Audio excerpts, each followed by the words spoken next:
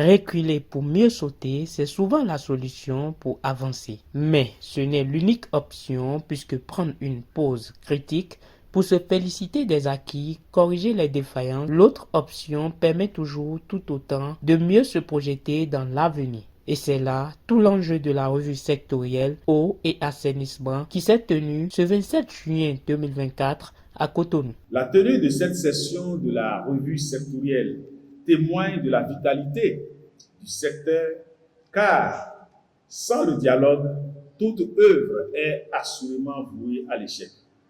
Cette session vise donc à dresser le bilan de l'exercice 2023 en vue de rendre plus efficaces et plus efficientes les interventions dans le secteur.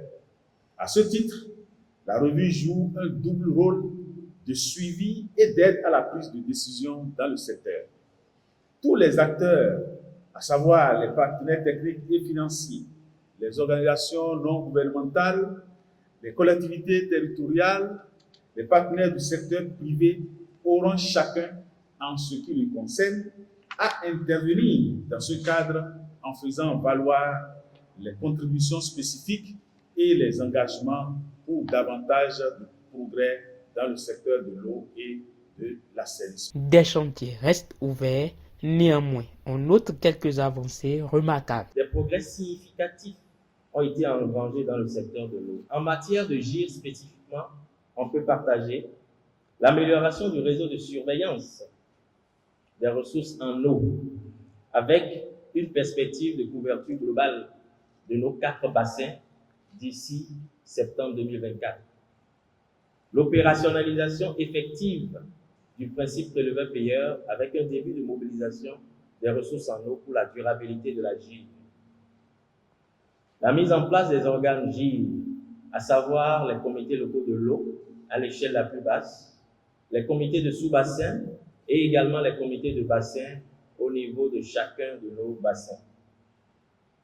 L'élaboration des instruments et outils de planification à l'échelle des bassins, notamment le schéma directeur d'aménagement et de gestion des eaux pour le bassin de la Volta qui est finalisé, celui du bassin du Niger qui est en cours et très bientôt le démarrage de l'élaboration du schéma directeur d'aménagement et de gestion des eaux du bassin du Mono et l'actualisation de celui de l'OME.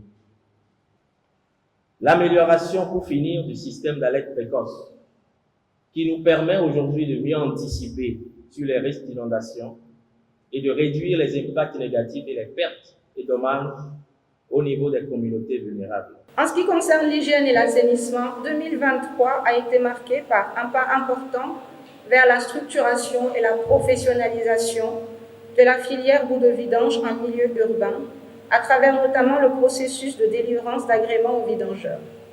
Nous avons noté également la réalisation de plans directeurs d'assainissement de plusieurs villes secondaires. À ce titre, le fonctionnement actuel de 2 stations de... Pour assurer l'accès à l'eau pour tous, le gouvernement réitère son engagement à continuer les œuvres. Je voudrais ici réitérer la ferme détermination de l'État béninois à travers les efforts soutenus qui ont engagé notre pays dans la voie de l'atteinte de l'objectif de développement durable numéro 6 relatif à l'accès universel à l'eau et à l'assainissement. Nous sommes fiers du chemin parcouru jusque-là, mais il reste encore une partie du chemin à faire. Mesdames et messieurs, chers partenaires techniques et financiers, je voudrais particulièrement vous remercier pour l'effort sans cesse croissant que vous apportez au secteur de l'eau et de l'assainissement depuis plusieurs années.